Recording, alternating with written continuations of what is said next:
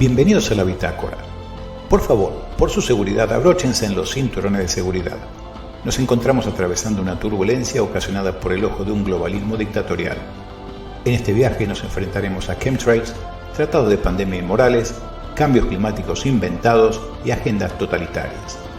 Nuestras armas, el sentido común y la libre expresión. Somos muchos y estamos unidos, aunque quieran hacernos creer lo contrario. Este espacio fue creado para concientizar, discernir, informar con un total espíritu de libertad. La libertad de expresión no es una opción, es un derecho innato. Espero que disfruten este viaje y que compartan sus experiencias para que así podamos crear una sociedad justa. Muchas gracias.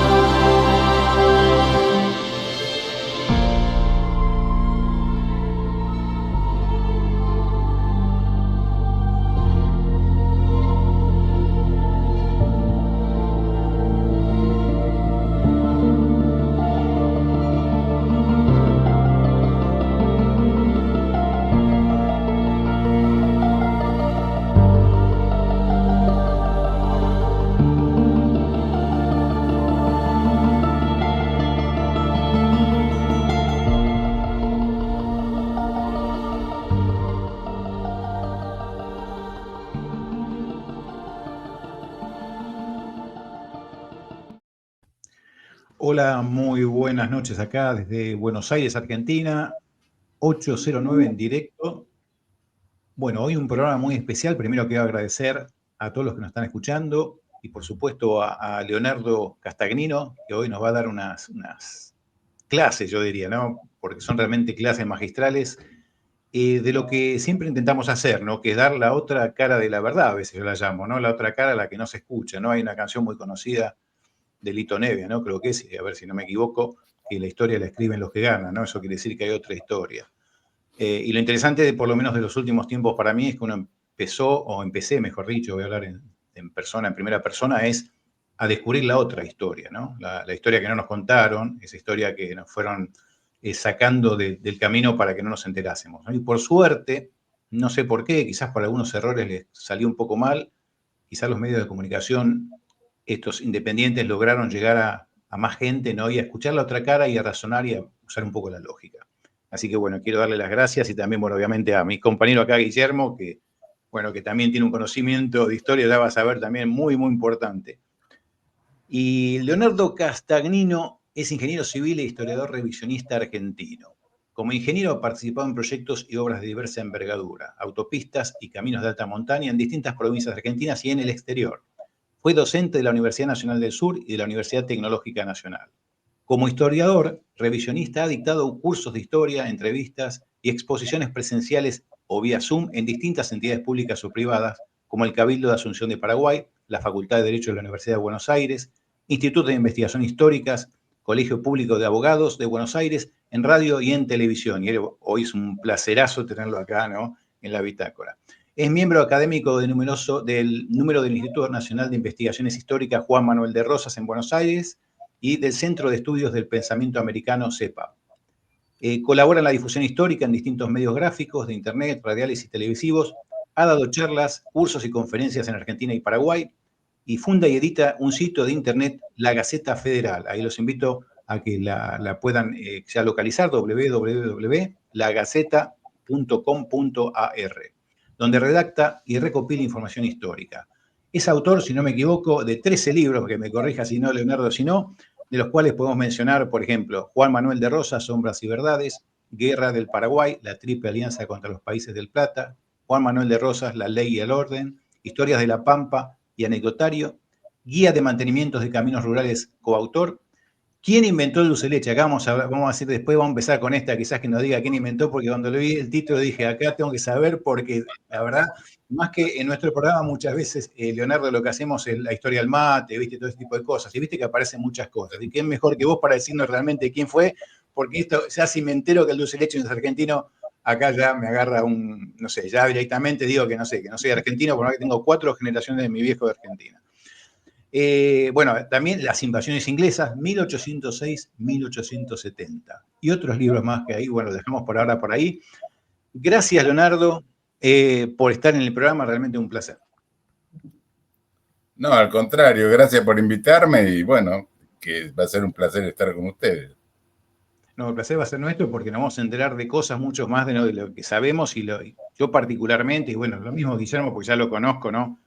Que es en la misma, queremos saber la verdad, queremos saber la otra cara, queremos analizar las cosas, queremos las cosas claras.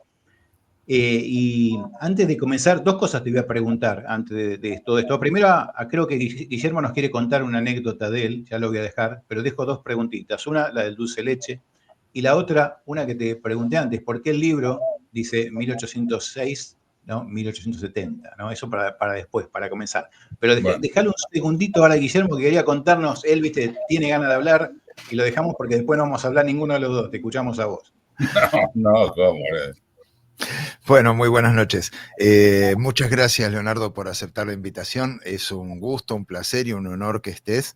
Quiero aprovechar también a mandarle saludos a las personas que nos estuvieron saludando durante la introducción. Y bueno, hoy estamos para hablar de historia, así que bueno, mi anécdota, mi humilde anécdota, es de cuando entré a la escuela industrial y tuve a mi primer profesor de historia. Bien, este hombre se presentó en la clase y preguntó abiertamente a quién no le gusta la historia. Y yo estuve de los primeros en levantar la mano y decir, me gusta la historia. Entonces dice, bien, ¿por qué no le gusta la historia? Porque es mentira, le dije. Y él siguió preguntando a los demás, dice alguien más y qué sé yo, y dijo, bueno, efectivamente es mentira. Y comentó lo que vos dijiste, Mario, la historia la escriben los que ganan, por lo tanto no tienen por qué decir la verdad, solamente tienen que decir lo que les conviene. Y como esto se mantiene a lo largo de la historia, cuando ustedes quieren entender de historia, nunca lean libros de historia, decía él. Ustedes, si quieren conocer la historia real, tienen que ir al Congreso y recopilar las listas de votaciones. ¿Por qué? Porque un político sale al estrado y dice, nosotros no vamos a respaldar esto. Después entra y vota que sí. Entonces, como sabemos que pasa eso, nunca le crean a nadie, simplemente vayan y vean qué votó cada uno y con eso armen la historia, ¿ok? Así es la cuestión. Así que bueno, ahora tenemos a alguien que hizo eso seguramente y que nos va a contar cosas fabulosas, ¿no? Un punto más, Guillermo. Te cuento que a mí me pasó lo mismo y me mandaron en 5º año porque dije que la historia no servía para nada en ese momento. Y me acuerdo del día que fui a rendir, cuando me senté, viste, que iba con la corbatita, el saco, ¿no? Todo bien vestidito, estaba bien arreglado, y le dice a las 2 maestras, las 2 profesoras que estaban ahí, le dice, ve, este es el alumno que dice que historia no sirve para nada. Bueno, yo recuerdo hasta el día de hoy, me aflojé la corbata, me senté muy cómodo porque acá viene el fusilamiento, viste, pero no, sabés que la probé, pero no.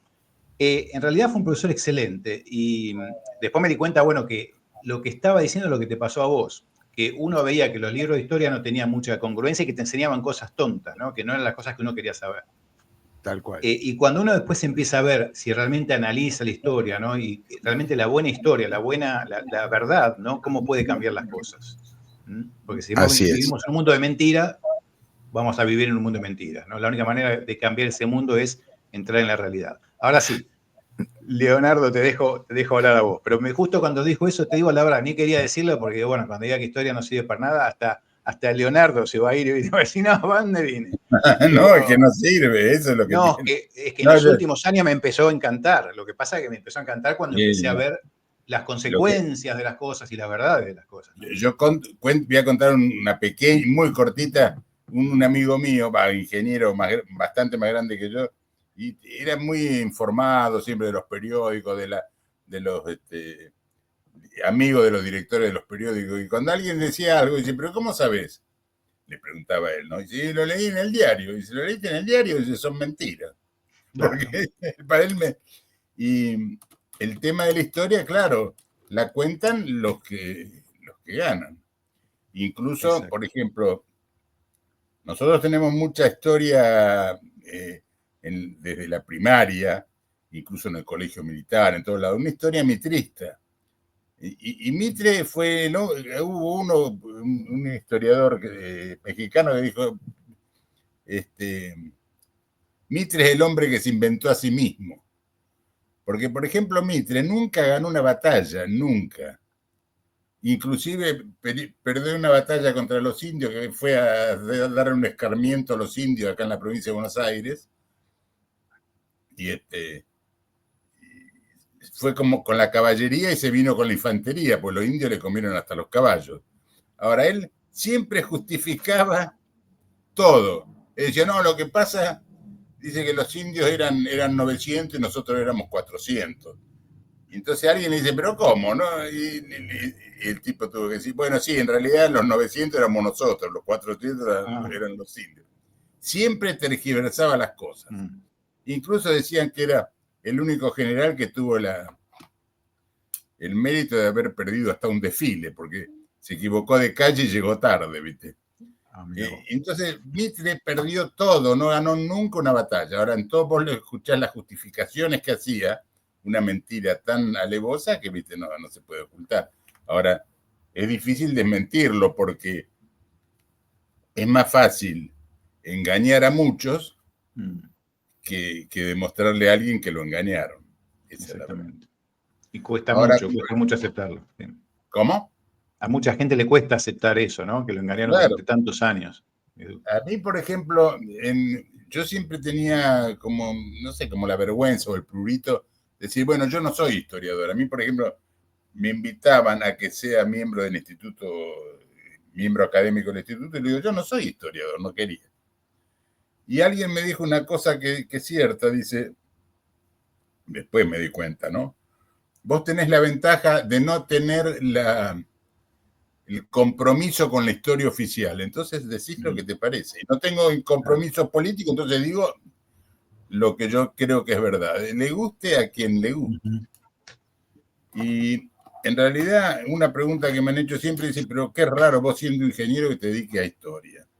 Lo que pasa que yo empecé con historia, empecé discutiendo en los foros, que antes no había WhatsApp.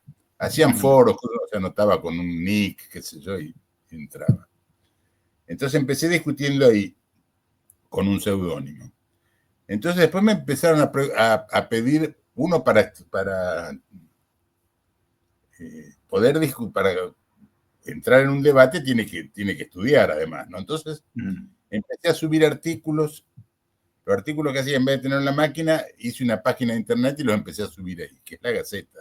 Pero de esto estoy hablando 15 o 20 años atrás. Después yo no daba mi nombre, pero después me preguntaron, me pedían que lo imprima los artículos y chao, publiqué el primer libro y ya se supo quién era, pero no, en principio no lo decía. Y el libro que surgió ahora, el de las invasiones inglesas, yo discutiendo ahí historia, el primer libro que hice fue Juan Manuel de Rosas, Sombras y Verdades. Y después hice la segunda parte, que es la ley del orden Rosas, ¿no?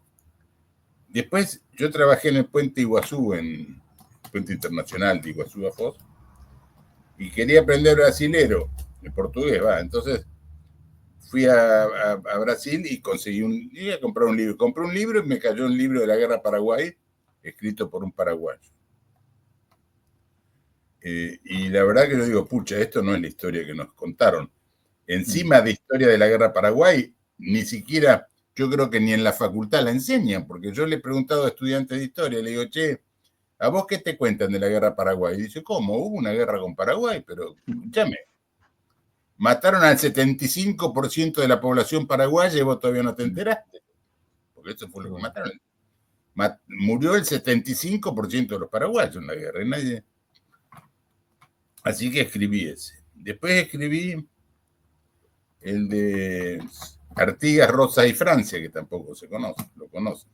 Eso se conoce poco, porque Artigas también lo maltrataron de todas formas, ¿viste? Sarmiento decía que era un bandido.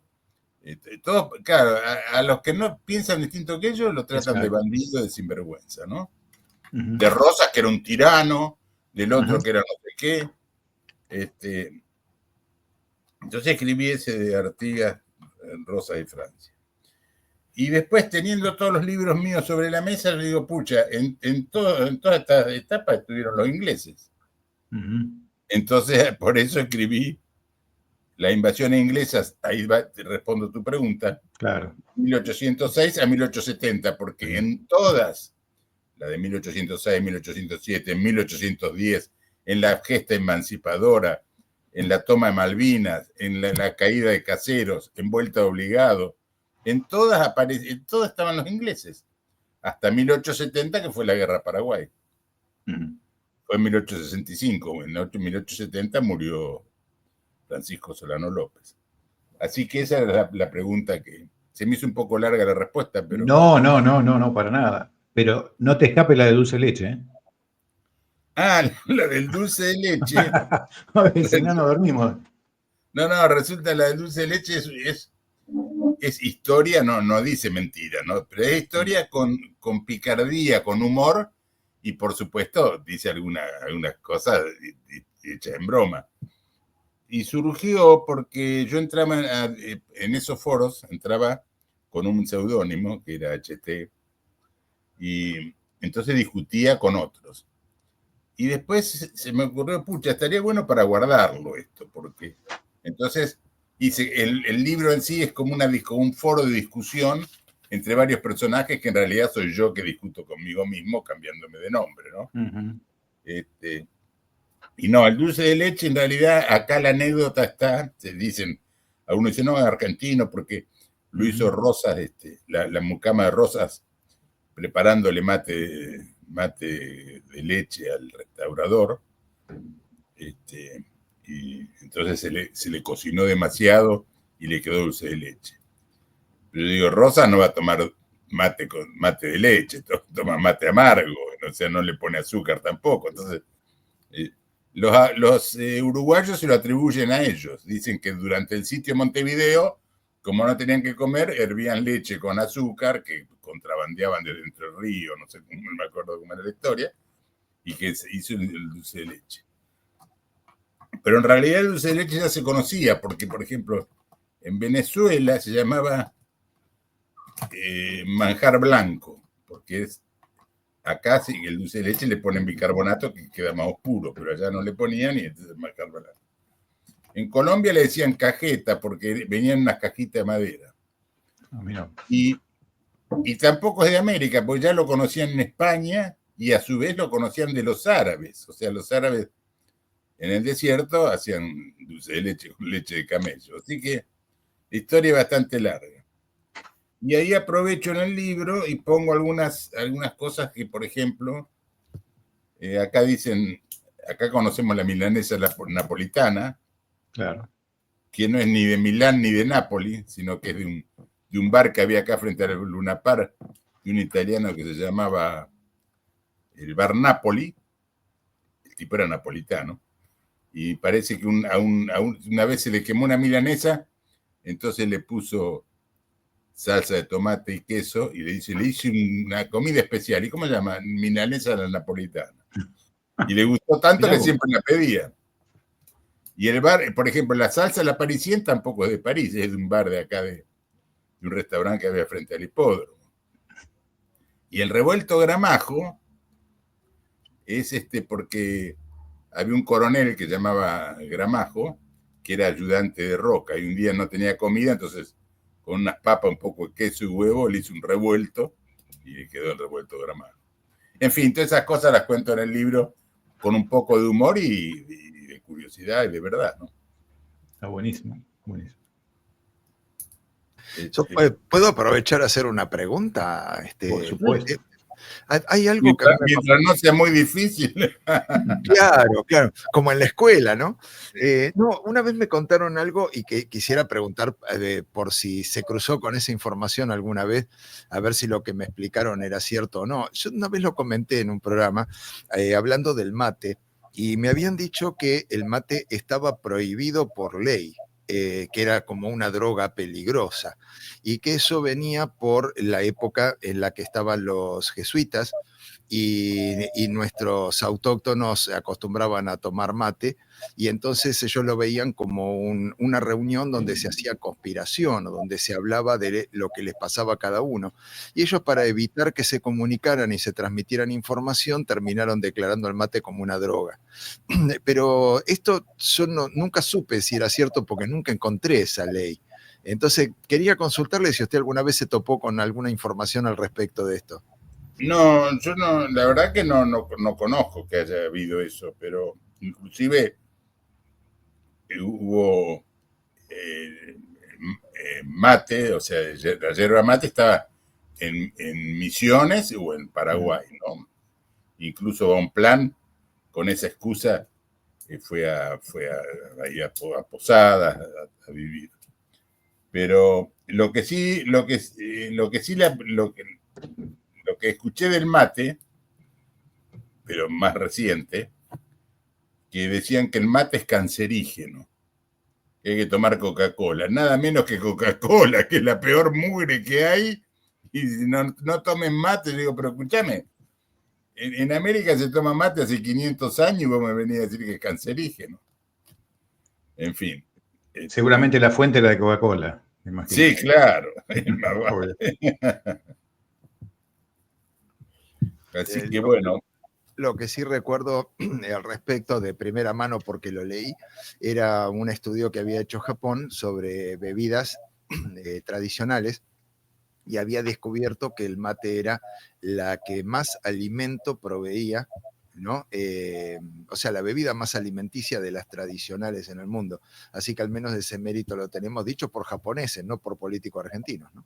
Pero es que si vos lees historia, por ejemplo, los ejércitos que iban cruzando todo el país, cruzando arroyos, cuando pedían insumos para vitualla, digamos, pedían paño para hacerse ropa, yerba y tabaco, porque carne comían, los paisanos, el ejército, los paisanos comían carne, mate y harían pan con harina, y se acabó, no comían más. Eso es toda la alimentación que tenían. Y el mate, incluso el mate dicen que es ¿cómo es? Antiséptico, que no te deja contagiar. Y yo creo que puede ser cierto, porque vos fíjate las rondas de mate que hacen y nadie se contagia. Exacto.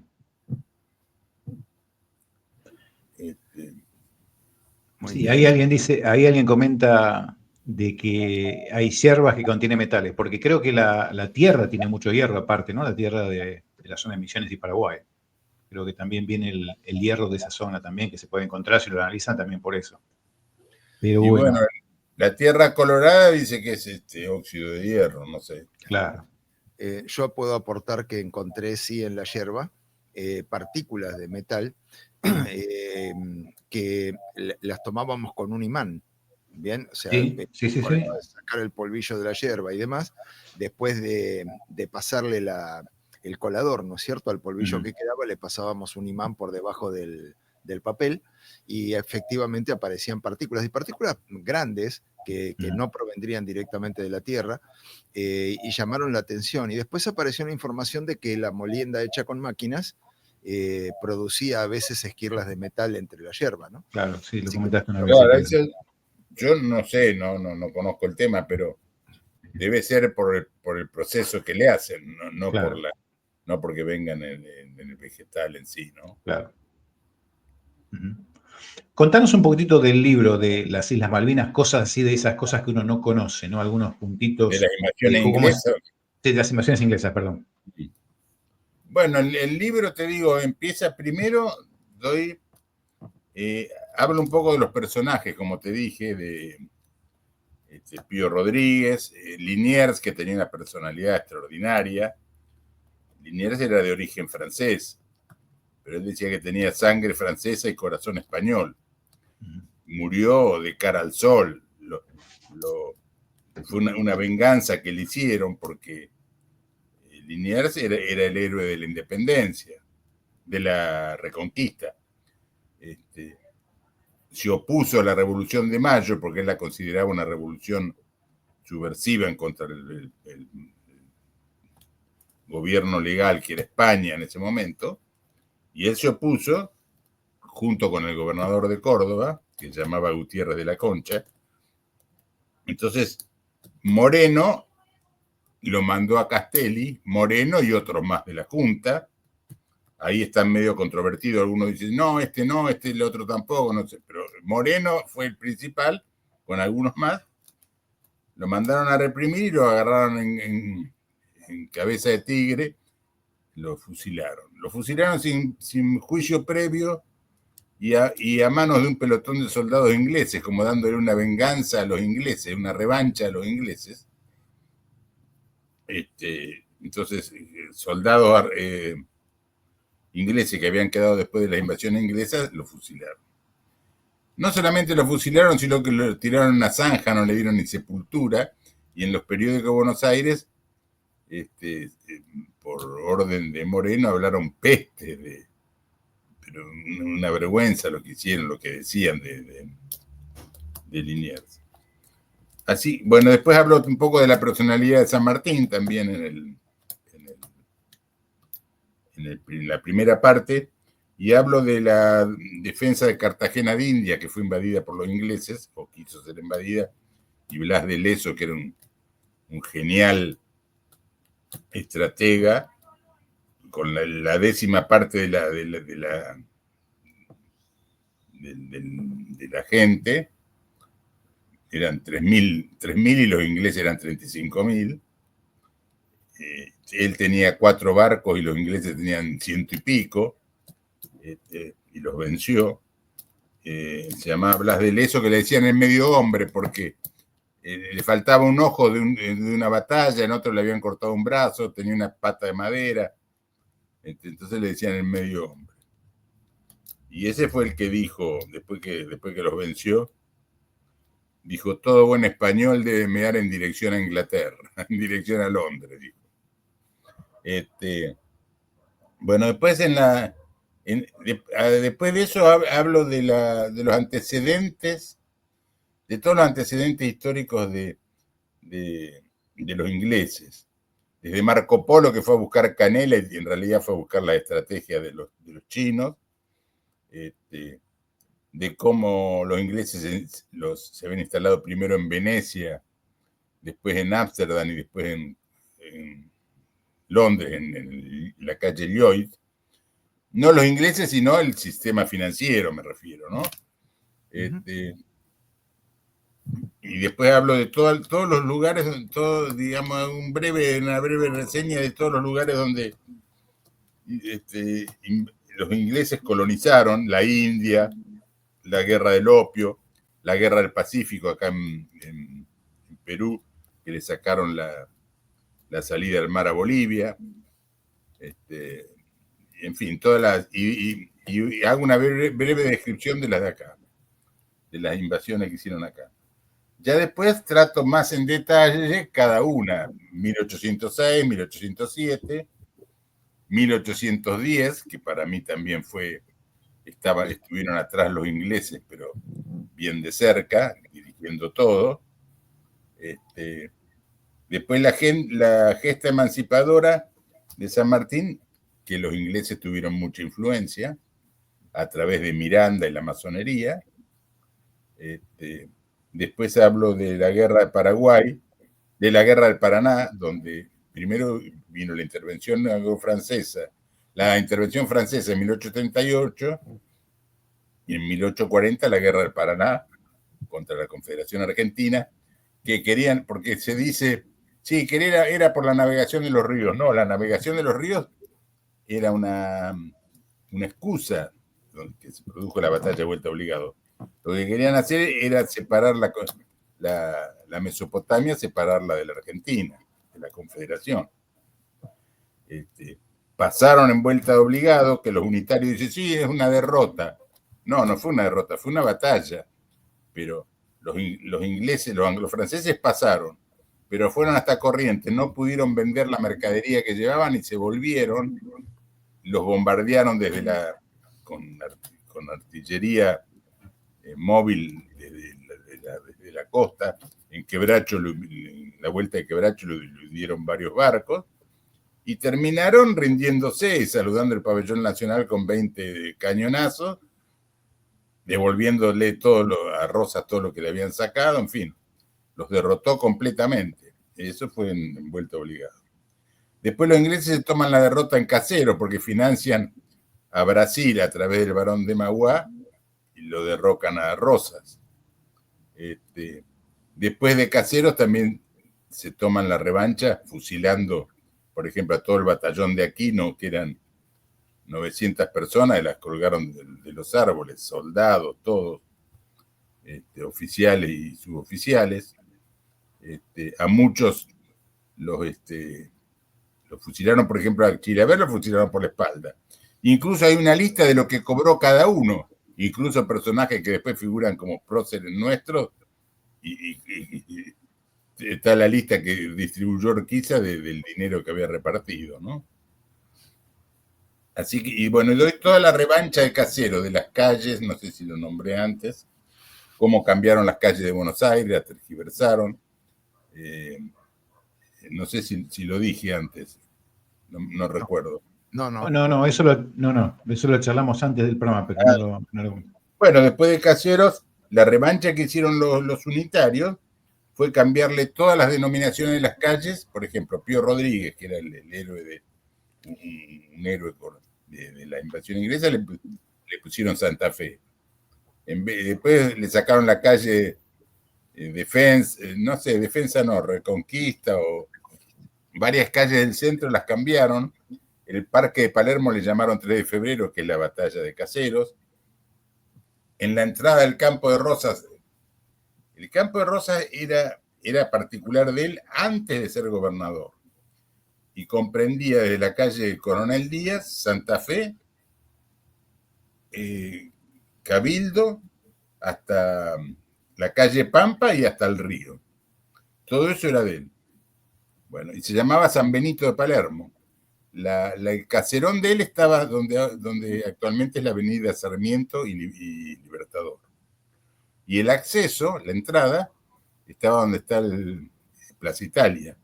Entonces en Plaza Italia le pusieron a Garibaldi, que Giuseppe Garibaldi fue un condottieri que saqueó todo Gualeguaychú en la época de la Confederación, mataron mujeres y todo, hicieron un desastre, justificándolo porque por el alcohol habían hecho eso, qué sé yo, pero que no justifica nada.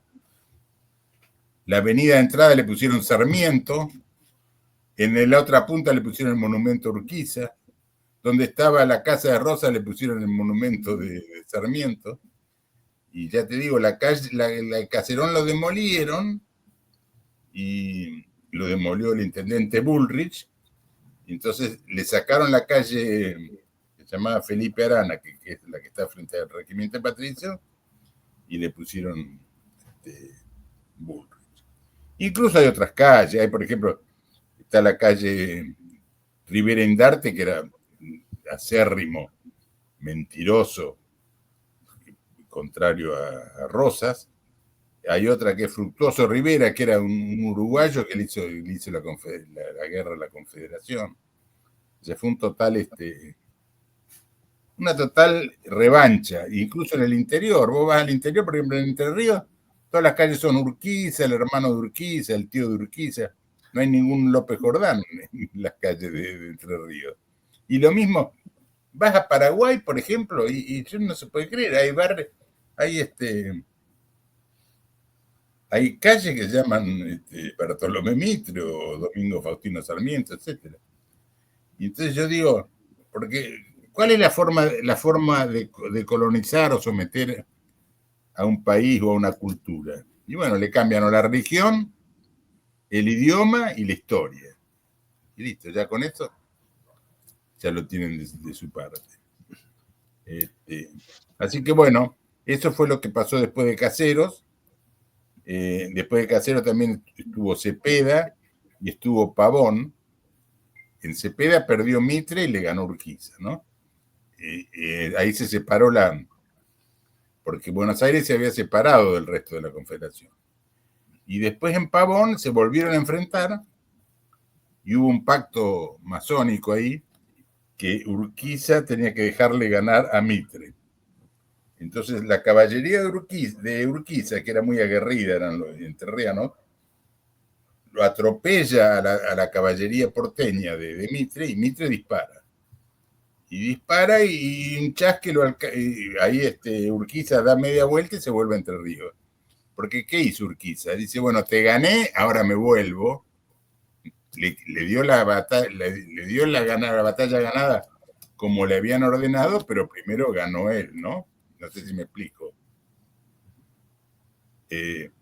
Entonces a Mitre, que Mitre disparó, le mandaron un chasque con un papelito que decía, vuelva general que hemos ganado. El tipo ni se había dado cuenta que había ganado.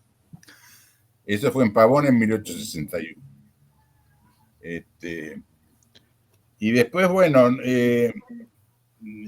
relato toda esa parte después de Caseros, y después, por último, de la guerra del Paraguay, que fue que mataron al 75% de la población. Lo que hablo también son de los planes ingleses que hubo que eso me lo salté recién, que hubo para invadir, digamos, o para pelear contra el Imperio Español. Ya en 1711 había un plan que era anónimo, que era un plan para humillar a España. Fue publicado incluso en 1739. Después hay varios, está en Basintart, bueno, no recuerdo ahora cómo se pronuncia. Había incluso los jesuitas, los jesuitas los habían expulsado de acá, entonces se fueron a Italia y le pasaban información a los ingleses de cómo tenían que hacer para cruzar la cordillera. Porque eso de que dice Mitre, que fue una estrategia genial que únicamente a San Martín se le puede ocurrir, son mentiras, porque en el plan Maitland, que estuvo oculto hasta que el que lo descubrió totalmente fue Terraño, el legislador, que encontró los documentos originales en Londres. Pero el plan, si uno lo lee, es exactamente lo que hizo San Martín. Lo que dijo Maitland era primero hacerse fuerte en Mendoza, después cruzar la cordillera, hacer un pacto con los indios, cruzar la cordillera y desalojar a los españoles de Chile. Entonces, como en Chile tenían, le llevaban trigo a Perú, ya los tenían medio sitiados, digamos. Y después ir por barco, que efectivamente así hizo San Martín, fue con Cochrane, que era una flota inglesa, un comandante inglés, ir hasta Lima. Ahora ahí cuando San Martín se va de gobernador a Mendoza, hay un hecho bastante notable, que Pueyrredón le pide que vuelva a Buenos Aires porque tenían miedo de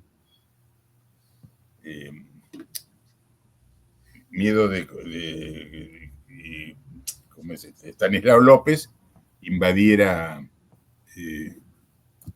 Buenos Aires, ¿no? Entonces le pide que vuelva y Rosas, San Martín no quiere volver, entonces ¿qué hace? Renuncia al ejército y llama a los oficiales que nombren un nuevo general. Entonces lo nombran a él en Rancagua, se llama el acta de Rancagua. Entonces lo nombran a él, entonces él ¿qué hace? Le cambia la bandera al ejército, pone la bandera de los Andes y cruza Chile. Y después el otro hecho curioso o importante que pasa es cuando llega a Perú, San Martín hace un pacto con el virrey de Lima, y entonces le propone desalojar, o sea, juntar los dos ejércitos, el patriota y español, supuestamente, porque en el ejército español peleaba cualquier cantidad de indios que estaban a favor de los españoles, no era que los llevaban a la fuerza, sino que había incluso hasta había oficiales, hasta los cargos más altos había indios, ¿no? Entonces San Martín le propone unir a los dos ejércitos y traer un príncipe europeo, pero desalojar a los ingleses, sacar a los ingleses del comercio. E incluso se hace un brindis por ese pacto que hicieron los oficiales de los dos ejércitos en Punchauca, se llama el acuerdo de Punchauca. Ahora, ¿qué pasó? Había un general del ejército español, creo que se llamaba Menéndez, ahora no recuerdo, que era de la masonería. Entonces le pone a la oficialidad en contra y no pudieron hacer el pacto. Entonces, ¿qué pasó? San Martín se reúne en Guayaquil con Bolívar. Bolívar tenía un grado más grande de la masonería y San Martín se retira a Mendoza y de Mendoza lo persiguieron de todos modos, de todas maneras, lo persiguió Rivadavia. Entonces San Martín, vestido de gaucho para que no lo identifiquen en el viaje, porque incluso Estanislao López le advirtió, ojo, que lo van a esperar en el viaje y lo van a matar para matarlo, y en cuanto usted me diga, yo mando un pelotón que lo lleve en triunfo hasta Buenos Aires. Eso le escriben una carta a Estanislao López.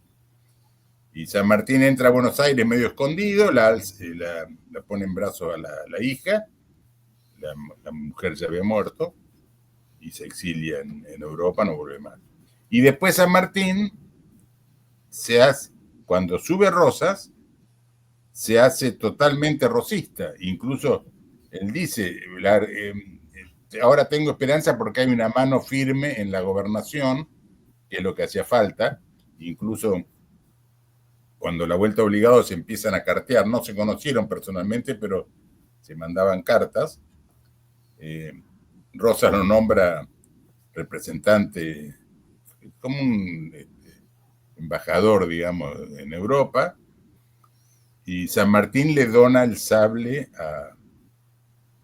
de la independencia, se lo dona a Rosas. Allí hay una confusión también, porque no sé si tengo tiempo, pero hay una confusión, sí, porque después San Martín le dona el sable a Rosas.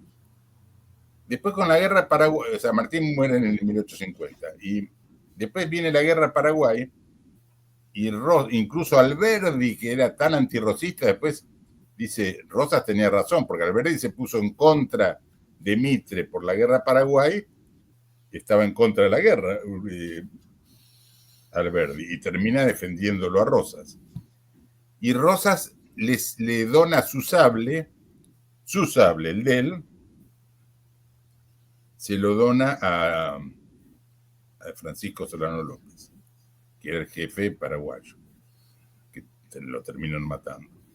Entonces, cuando Rosas le dona el sable, pone el testamento, está un poco confuso, ahí confunde, porque dice: así como San Martín me donó el sable de la libertad, yo a su vez le dono el sable de la soberanía a López.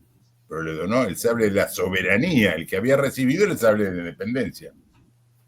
Y eso confunde tal que yo inclusive he escuchado historiadores o a gobernadores o presidentes que han dicho ese es mal ejemplo. Y así como Rosas, como San Martín se lo dio a Rosas, Rosas fue un desgraciado, se lo dio a López, no tiene nada que ver un sable con otro.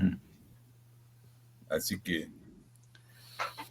Bien. Bueno, Leonardo, hay un par de preguntas de los espectadores que están escuchando. Una es si San Martín era masón, pregunta. Bueno, eso yo medio Hay dos corrientes muy encontradas, hay de algunos que dicen que era masón y otros que dicen que era ultracatólico. Yo no sé qué era. Yo lo que te puedo decir, más o menos los hechos, como son. San Martín era oficial del ejército español, ¿no? Dicen que entró, dicen por lo menos, que entró en una logia de Cádiz que se llamaba Caballeros Racionales, que estaba Alvear. San Martín pide al ejército español la baja, porque tenía que ir a defender intereses personales a Perú, que no sé qué intereses, porque San Martín en Perú no tenía nada. La cuestión que pasa a Londres, en Londres va a una casa que, ahora no me acuerdo cómo era la calle, que era de Miranda, el venezolano. Miranda no estaba, pero se juntaban muchos amigos de Miranda, ¿viste? De la masonería. La cuestión que San Martín vuelve regresa acá con un barco. Yo no sé si San Martín era masón o no, pero los que venían en el barco eran todos masones. Zapiola, Alvear, todos. Entonces, y acá forma la logia Lautaro, que todos dicen que no era una logia masónica, que era una logia patriótica. Yo no sé. Ahora no. Vos lees cómo era el acto para entrar en la logia y era muy parecido a la logia masónica. Claro. Después, ¿qué pasa? Se pelea con Alvear y con Rivadavia, porque San Martín le hace una revolución a Rivadavia, lo saca del gobierno, lo hace renunciar. Se pelea con Rivadavia y con Alvear, que era totalmente tipo muy envidioso, celoso. Entonces lo mandan al ejército del norte, incluso le dice, cuando se iba, Alvear le comenta a uno que estaba con él, le dice, el hombre ya está perdido, diciendo, bueno, ya se fue. San Martín, ¿qué hace? Dice que está enfermo y se va a Mendoza y bueno, y hace todo eso que yo conté que hizo. Entonces, yo no sé, la duda que me queda y que muchos tienen es, ¿San Martín quiso usar a los ingleses para sacar a los españoles y los ingleses lo usaron a él? ¿O fue al revés? No sé, o lo usaron. Yo lo que sí sé es que San Martín estuvo acá 7 años, lo que sea, el virreinato quedó dividido en varios pedazos, porque quedó Argentina, Chile por un lado, Perú por otro, Bolivia. San Martín se fue. Ahora, yo a veces me pregunto, si los ingleses hubieran tomado un país como Chile y le hubieran dado la libertad, no. Hubieran tirado a todos los chilenos al mar y se hubiera incorporado Chile a la Confederación, si hubiera sido un conquistador, digamos. Así que no sé. Yo no tengo pruebas de una cosa o de la otra. Claro. Miro los resultados y los hechos, ¿no? Nada más. Hay Leonardo, otra pregunta. Sí, sí, perdón. perdón, Mario, adelante. No, anda vos. Sí, me había llamado la atención lo que fue toda la campaña libertadora de Latinoamérica. Y dentro de eso, una vez escucho una versión que dice que Inglaterra estaba orquestando a través de la masonería la liberación de Latinoamérica por un conflicto de poder con la Iglesia Católica. Es decir, ellos estaban unidos inicialmente en sus campañas, pero en algún momento la Iglesia Católica logra un nivel de poder que termina molestando a Inglaterra. Sabiendo que son parientes directos, ¿no? Uno con otro. Recién decía Leonardo sobre la gente que se había instalado primero en Ámsterdam y después había pasado a Inglaterra, y son los que se habían llevado el dinero de la caída del Imperio Romano, ¿no es cierto? Y son los que fundaron Europa, en definitiva. Entonces, la pregunta es si entre estas dos fracciones una tomó mucho poder de repente y los ingleses a través de la masonería y demás preparan esta liberación latinoamericana como para quitarle poder a la iglesia y recuperarlo ellos. ¿Es factible esta versión que me comentaron? ¿A mí me preguntás? Sí. Bueno, sí, los ingleses, o sea, sí, tienen un tronco común, pero eran protestantes. Claro. Eran contrarios a la Iglesia Católica acérrimo.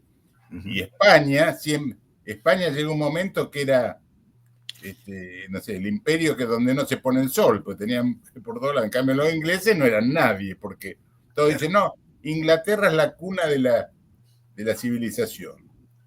Cuando estaban los romanos, los ingleses andaban a los garrotazos, eran los bárbaros. Claro. En España había universidades, en Italia y todo, y los ingleses todavía no. Los ingleses fundaron Norteamérica, o tomaron Norteamérica, que yo, no había ni una universidad, nada, y acá en América había 12 universidades. Incluso la leyenda negra que hicieron. O sea, los ingleses siempre lo que quisieron hacer era demoler al Imperio Español, y como no pudieron por la fuerza en 1806, 1807, lo trataron y lo terminaron haciendo con el libre comercio.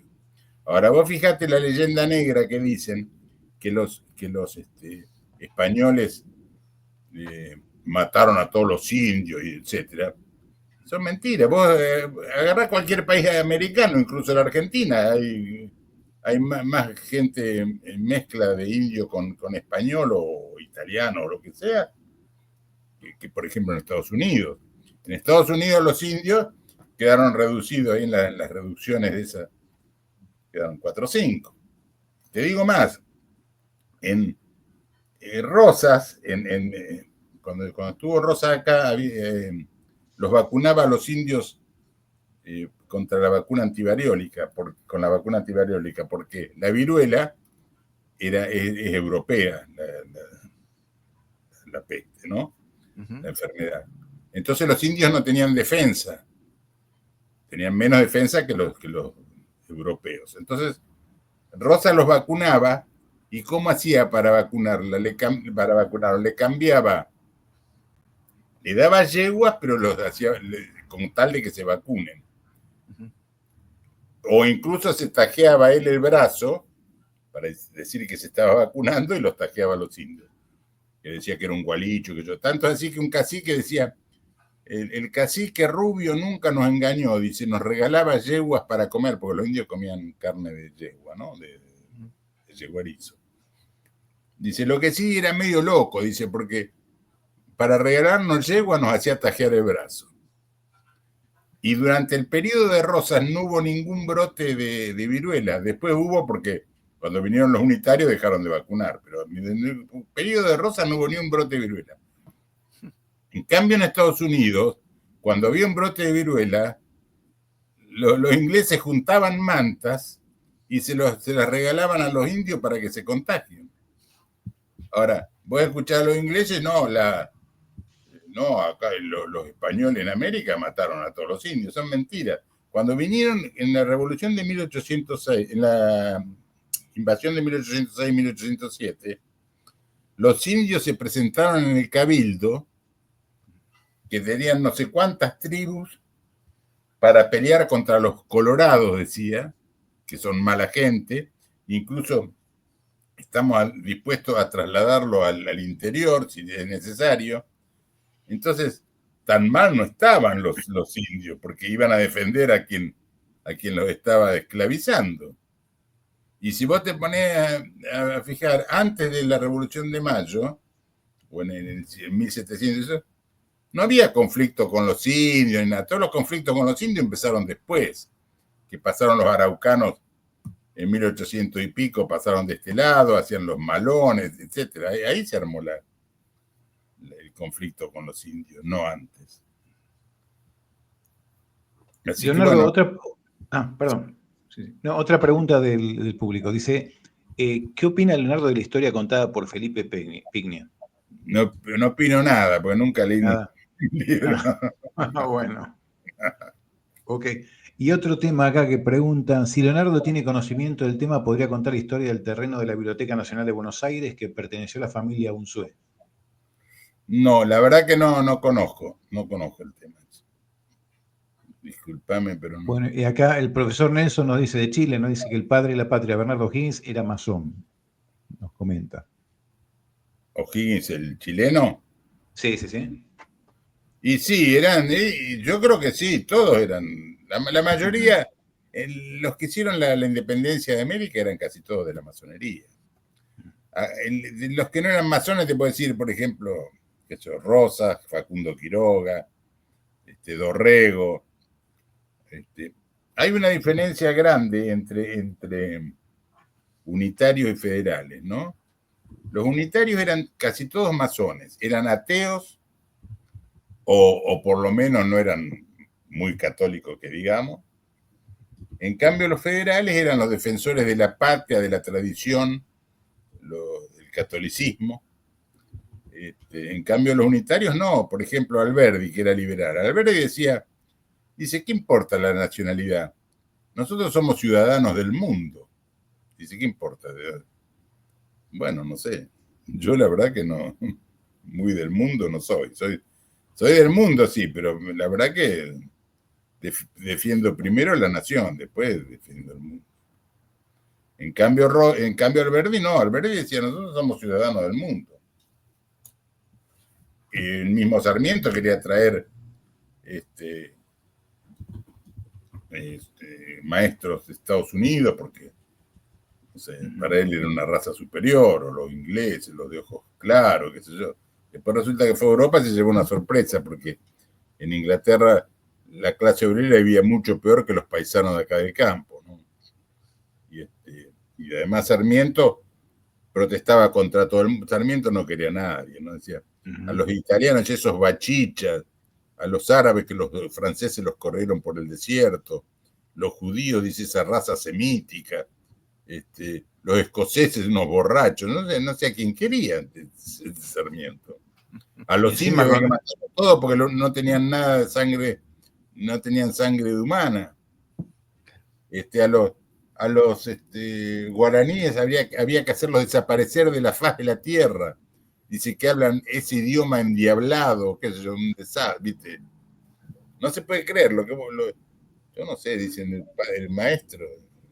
Padre y nos decían que no faltaba nunca al colegio, ¿no?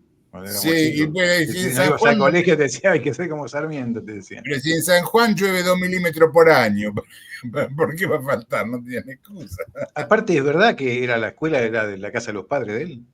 No sé. Por eso no faltaba. Mirá, el que fue ministro de Sarmiento era Avellaneda, que fue ministro de Educación, y dice que Sarmiento no fundó ninguna escuela, la hice toda yo. Eso es lo que dice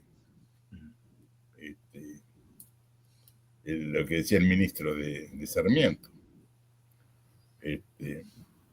Y Sarmiento dicen que iba a Europa, pasaba todos los gastos, dice, ¿cómo es pasaba hasta los gastos que gastaba en los cabarets, ¿viste? Lo pasaba como pero está, ahora no me acuerdo cómo orgía, tantos pesos pone en los gastos.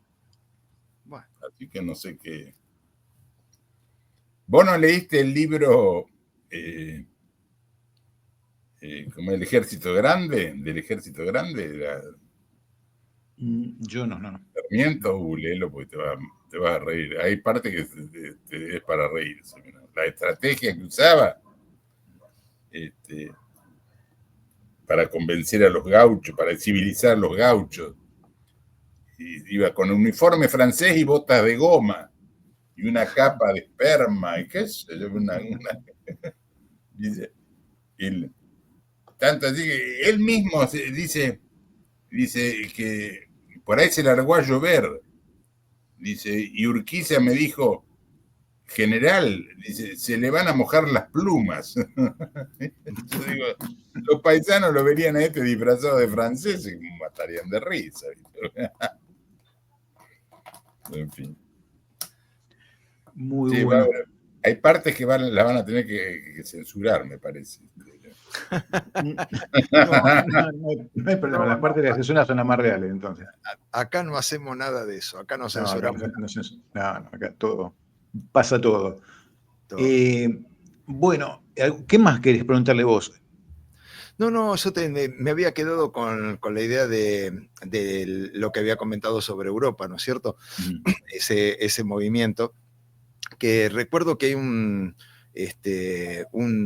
historiador que es español, bueno, es de Canarias, Jorge Guerra se llama, no sé si lo conoce Leonardo, y este hombre hizo toda una investigación sobre la caída del Imperio Romano y comentaba justamente cómo lo que se llaman las noblezas negras eran las que habían provisto familiares que después fueron papas y fueron los que se llevaron el dinero del imperio con el cual cruzaron los Pirineos y empezaron a repartirse los territorios europeos.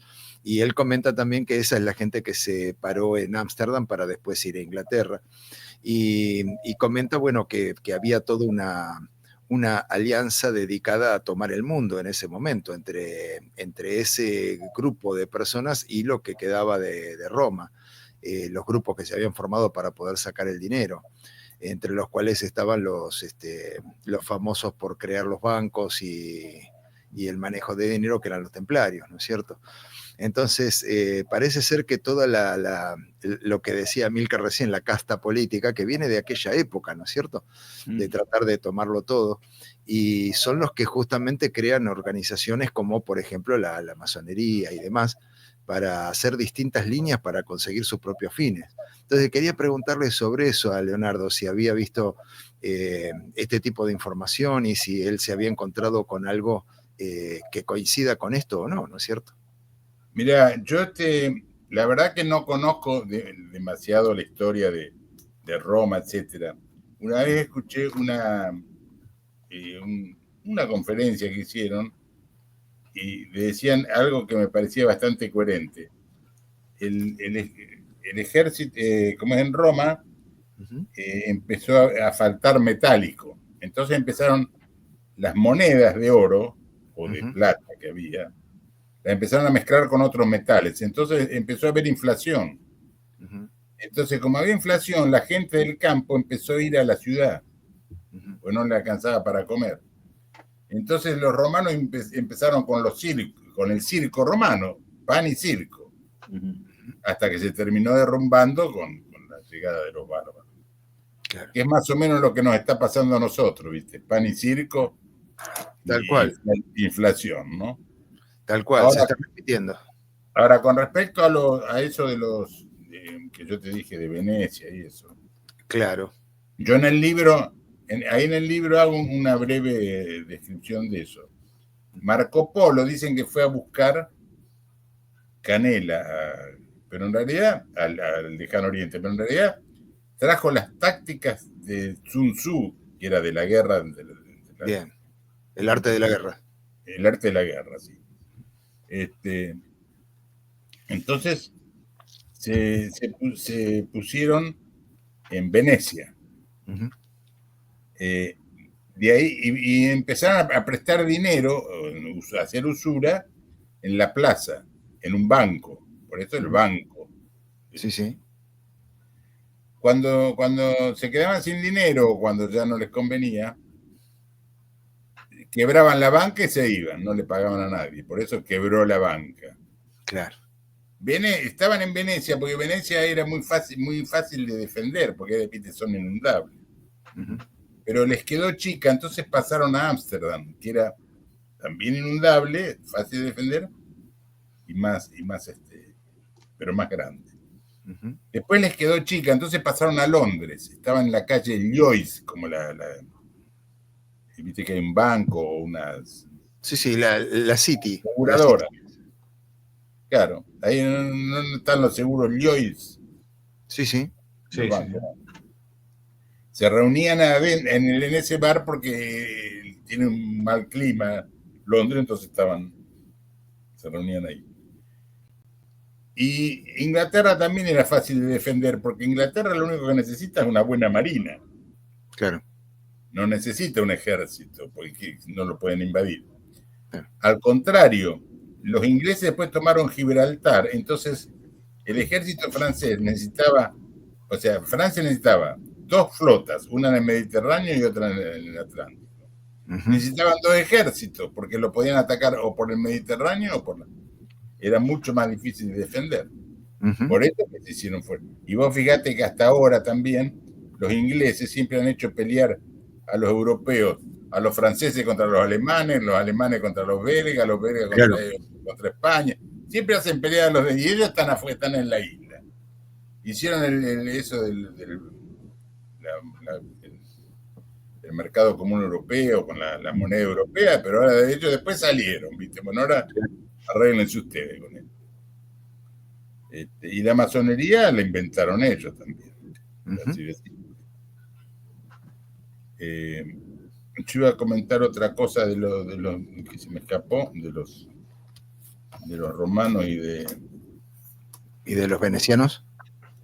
Sí, no, iba a contar, no recuerdo, se me escapó. Mira, iba a contar algo de España, ¿no? Pero no. Lo dejé para contarlo después que conté lo de los italianos. ¿Relacionado con Roma, con los romanos? Claro. Sí, bueno, en España se han encontrado restos de caminos de carretas que han ido hacia una dirección en particular, y cuando los descubrieron resulta que había una plazoleta romana con fuente de agua, con todo. Claro, pero sí hay acueductos y todo. Creo Claro. que el único lugar que no alcanzaron a tomar fue el País Vasco, porque es una zona muy montañosa, fácil de defender, ¿no? Quedó con la cultura original, sí, sin interferencia de romanos, tal cual. Incluso, no sé si vos conocés algo de, por ejemplo, los juegos vascos. Por ejemplo, hay un juego vasco que acá se juega la pelota paleta, pero allá juegan, por ejemplo, la cesta punta, no sé si conocés. No, he visto un tipo de juego en el que, digamos, hacen una rueda y se pasan la pelota uno a otro. No, pero juegan contra una pared, contra un frontón, ¿no? Ah, no, ese no lo conozco. Y en vez de pegarle con una paleta, como le pegan acá, ajá, tienen como un canasto que meten como un canasto medio como si fuera una banana, digamos, ¿no? Ajá. Sí, por eso se llama cesta punta. Y bien, con eso atajan la pelota y la tiran, y sale fuertísimo. Juegan con casco, porque si te pega un pelotazo, es una pelota de madera forrada en cuero. Bueno, eso es un arma, lo usaban los vascos para tirarle a los romanos desde arriba de la montaña, agarraban piedra redonda y le tiraban. Viene de ahí. Por eso que no los dominaron, pero después dominaron toda España. Hay acueductos que todavía existen y todo. Claro. Muy bien. Muy interesante. Yo quería mostrar algo aparte, ¿no?, que he visto de Leonardo, que es el arte, porque Leonardo es pintor y realmente me parecieron espectaculares y me gustaría mostrarlo. Qué bueno. Sí, por favor. Yo tengo curiosidad también. A ver ahí, antes de presentar, a ver qué me dice acá, ¿por qué no me deja quitar esto? Ok, ahora sí, supongo que sí, ahí está. Vamos a mostrar algunas de las obras que tiene, que me pareció espectacular. Cuando lo vi, déjame que ahora sigo pasando algunas. Qué lindo esto. El amigo siempre te espera. El amigo no te abandona. Este se llama El Rastreador. Qué lindo. La verdad que espectacular, los colores, la pintura está espectacular. Esta se llama En el Camino. Me imagino que tiene que tener alguna historia, ¿no? Cada una de estas. Sí, bueno, esa que está ahí la hice cuando iba al secundario, mira, muy ¿Es antigua. secundario? Wow. Acá el camioncito. Mira vos. Un camioncito de madera hecha por un chico, ¿no? Sí, sí. Automovilista. ¿Qué tal? Una acuarela. Mirá, está espectacular. Mensuales. Están recorriendo el campo. Otro. Yunta. Esta está también espectacular, aparte. Están apartando un novillo en el campo. Sí, sí, sí. Ahí lo mismo. Feria. Otra, esta la feria es la misma. A ver, no, no es la misma. Es parecido, sí, distintos colores. Sí. La legislatura. Ahí está, explícanos un poquito. Sí. ¿Que esa querés que te explique? Sí. No, bueno, yo esa lo usaba, era como una paleta donde limpiaba los pinceles y justo se armó una revuelta en la legislatura y yo digo, pucha, no lo voy a tirar esto, le puse legislatura. Me imaginaba. Muy bien, Me que venía por ahí. Me gustó. La Baiana. ¿Quién es la Baiana? No, es una figura cualquiera, ¿no? Una persona. Ok, puesteros. Wow, qué lindo clima. Me gustan mucho los climas, ¿eh? Está muy lindo, Leonardo. Los cambios de luz, los climas que forman, me gusta mucho. El puesto. El puesto es en el campo, viste, los que... ¿El almacén de Ramos Generales? ¿Cómo? ¿El almacén de Ramos Generales? No, el puesto es una estancia, tiene un casco grande, y en los campos más alejados de la estancia, los potreros más alejados, ponen un puesto para que vea un peón. Ah, claro, bien. Ok. El de abajo, Esperando la tormenta. En realidad son mis nietos. Un día que había mucha tormenta, se habían sentado ahí en el patio, porque estaban emocionados a ver qué iba a pasar, ¿no? Porque no, la tormenta muy fuerte que hubo. Entonces les puse esperando la tormenta y era de una foto, saqué. Y está espectacular, sacame una foto. Esta, ¿sabés por qué? La hice porque yo, viste, soy ingeniero, ¿no? Entonces, cuando vos andás con el teodolito, que tiene 3 patas, claro, parece una máquina de fotos esa que se usaba. Sí, claro. Entonces todo el mundo viene y dice, sacame una foto. Claro. Y sobre todo los chicos se ponen ahí para que les saquen una foto. Claro, que nunca van a recibir esa foto, ¿no? Y el chiste siempre es igual, ¿no? Sacame una foto, excepto uno que una vez me dice, con razón mi mujer me dijo que andaba un rengo con 3 muletas, dice. Y acá tenemos esta de vuelta al pago. Qué lindo. Está viendo la tranquera. Sí. Mirá esta qué buena. Sí. La Pachos en flor. La Pachos Colorado que hay en Corrientes. La Guada. Mira qué bueno. Novillo. Los colores espectaculares, me encanta. Sí. La Huella en otoño. Sí, me voy a agrandar, sí, me pondrán tanto. Pero mira, y esto está espectacular. Camino de montaña. Los colores que tienes, espectacular. Claro. ¿Cuánto tiempo te lleva hacer una obra tipo como esta? No, y depende. Esta, por ejemplo, tiene un poco más trabajo porque está hecho con muchos detalles. Sí. 15 días. Mira, wow, esto también. Sí. Sendero de otoño. Hay una... Bueno, es un paisaje. Sí. Campiña. ¿Dónde es esto? ¿Es algún lugar específico? A veces saco fotos de internet o de... Ok. Mira estos molinos harineros. Qué bonito. Wow. Esta parece una foto, parece. Sí, esto es de Turingia, es una foto de Alemania. Lo que me ponderaban de yo no, la verdad que no entiendo mucho de pintura, ¿no? Bueno, no entendés, pero lo haces bien. Está bueno eso. No sé, incluso a veces he tratado de buscar a alguien que sepa para decir, che, ¿esto está bien hecho o no? Lo que me ponderaban de y la verdad que yo después me di cuenta, es que se ve luz en el fondo, ¿ves? Adelante no, pero atrás... Sí. Los brillos, sí. Espectaculares la luz atrás, sí. Sí, sí. ¿Y estos a medida que avanzamos son los últimos? Digamos, son No, los más... este es de los primeros. No, pero por ejemplo de acá. Sí, también no, son, De los al primeros. revés. Abajo están los más antiguos. Ah, mira vos. Antiguos, pues, tienen poco, ¿viste? No. Claro. Este es un poco más antiguo. Sí. Este también. Estos dos últimos tienen bastantes años, porque primero empecé a pintar hasta que mis hijos aprendieron a agarrar los pinceles y chao, no pude seguir más. Entonces, y como yo siempre anduve en obra, me costaba, ¿viste? Porque tenías que tener lugar, las pinturas, entonces claro. me puse de Café nuevo de acá. flores. Eso es una acuarela. También. Ese lo hice en el secundario. Había uno, yo no sé si vos, había unos cuadernos que llamaban cuaderno del indio, se llamaba.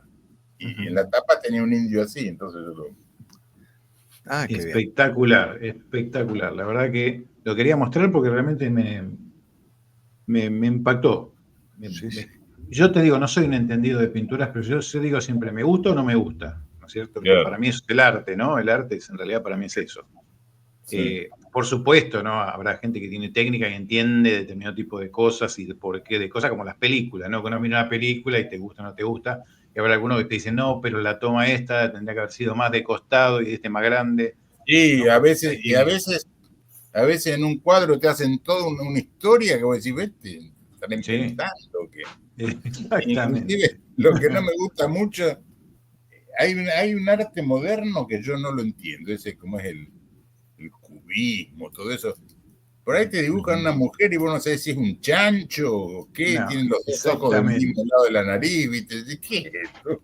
Exactamente. Y algunos me dicen, qué bruto, ¿cómo decir una cosa así? Bueno, no sé, yo no lo entiendo.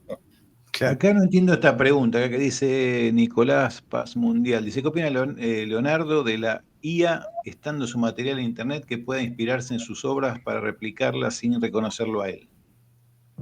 Bueno, la inteligencia artificial. Sí, la inteligencia artificial yo no la conozco, ¿no? No la sé usar. Mi hijo es ingeniero industrial, ¿no? Y la usa, trabaja así a distancia y usan la inteligencia artificial. Incluso en la obra donde estoy yo hay algunos que la usan. Y es bárbaro, porque vos le decís, por ejemplo, una vez no me acuerdo qué era lo que tenía que hacer, y yo no sé si era para un libro o un cuadro, qué sé yo. Y mi hijo escribió algo y digo, che, qué bien que escribiste. Sí, lo hice con la inteligencia artificial. Y los cuadros, eso, yo los puse en Mercado Libre, ¿no? Y no le ponía descripción. Y se ve que alguien con inteligencia artificial le pone una descripción, yo digo, pero qué bárbaro, che, la verdad que es increíble, porque el tipo te dice acá el artista, qué sé yo, te pone un verso que es muy bien, la verdad que la inteligencia artificial, vos nunca te hicieron algo con inteligencia artificial. A mí no, por lo menos, pero la pregunta que era interesante era el asunto de que la inteligencia artificial puede tomar una imagen, por ejemplo, de un cuadro tuyo, y de repente alguna persona que le señala ese cuadro dice, quiero algo parecido a esto, que refleje tal cosa, y te copia tu estilo, y no hay derecho de autor en ese tipo de cosas, por más que tuvieras registrado tu cuadro. Entonces, por ahí la pregunta me parece que apuntaba por el lado de cómo puede sentir un artista que de repente cualquier persona que ande por ahí viendo un cuadro suyo y lo pasa por la inteligencia artificial, genera 10, 15, 20 cuadros con su estilo, que no fueron hechos por usted, y de repente se queda con el copyright de eso, ¿cierto? Sí, la ventaja es que no los va a poder vender, porque ¿a quién le va a vender un cuadro mío? Bueno, no creo que sea así porque hay unos comentarios muy buenos acá de la gente, de los cuadros. Pero antes había tipos que se dedicaban a ¿cómo es? Pintar, copiar cuadros de otro, Y a veces después ni los autores se daban cuenta cuál era el cuadro, quién le había copiado un cuadro. La verdad que... Claro. La otra vez vi algo que decías vos esto, Guillermo, que yo no me acuerdo de quién, ponele que era, no sé, un Picasso, pero no era Picasso. Entonces decía, haceme un cuadro del estilo Picasso. Entonces le decía, no te puedo hacer un cuadro del estilo Picasso porque es Picasso. Entonces le decía, tengo un amigo, ¿cómo se llama el arte de Picasso? Entonces le dice cómo es el arte de Picasso, el estilo de pintura. Dice, tengo un amigo, Juancito, que hace hacemos una cosa así, que haya una casa, un reloj, qué sé yo, lo que venga. Y claro, le saca el estilo de Picasso al final. Claro. ¿Entendés? Claro. Sí, Picasso no sé, porque Picasso hacía, los primeros cuadros que hacía, no eran, después salió eso del cubismo, que hacen unas mujeres que no son medias extrañas, ¿no? Pero al principio hacían cuadros clásicos, digamos, uno no te das cuenta que son de Picasso. Incluso, por ejemplo, el Guernica, no sé si vos conocés más o menos la historia del Guernica. Pero no mucho. Guernica fue un pueblo que en la Guerra Civil Española tenía una fábrica de armas y un puente y estaba tomado por el partido, por los republicanos. ¿De qué época estamos hablando? De la Guerra Civil Española, la época de Franco. Ah, bien. Sí, entonces, sí, debió ser el pueblo armero de España. Sí, había varios lugares, pero uno era Guernica. Se llamaba Guernica el pueblo. Bien. Bueno, y Picasso había hecho un cuadro en honor a Joselito o Joselino, no sé qué era, los picadores, viste, que van a caballo a picar al toro. Ajá. Y el toro le volteó el caballo y lo mató al caballo y a él. Claro. Y ¿cómo es? Picasso le pintó un cuadro en honor a esa muerte. Pero no lo vendió ni nada, lo tenía en el estudio. Cuando el bombardeo ese, porque en la Guerra Civil Española intervino, estaban los republicanos por un lado, que los apoyaba Rusia y Francia. Y del lado del franquismo, estaban, que eran los nacionalistas, digamos, los apoyaban Mussolini y Alemania. Entonces, bombardearon la fábrica esa fábrica de Guernica, y bombardearon el puente y la fábrica. Y bueno, habrá habido también alguna muerte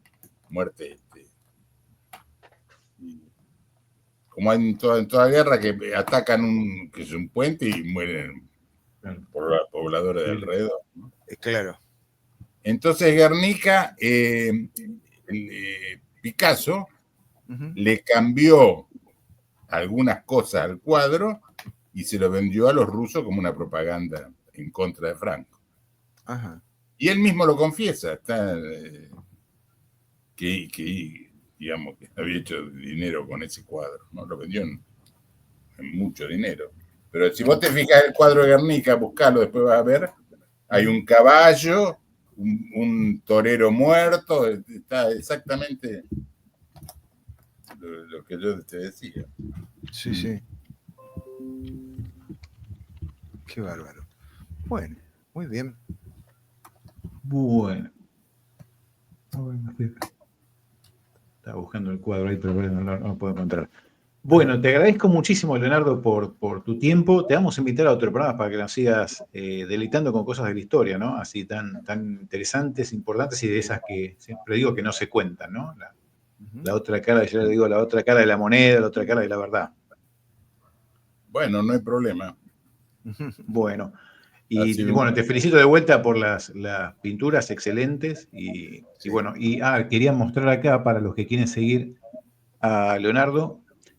Vamos a poner acá la página donde lo pueden encontrar, acá lo había preparado, que es la Gaceta, acá está, ¿no? A ver, decime si está bien, la Gaceta Federal @yahoo.com.ar, ¿es esta? Sí, no, hay que tener en cuenta que yo después me... No, pero este es el email, para... Es el email. Yo me arrepentí un poco porque la Gaceta es con Z. Y muchos la buscan con C y no la encuentran, pero es con C. Ok. O sea, a ver, repetimos el sitio. Es La Gaceta.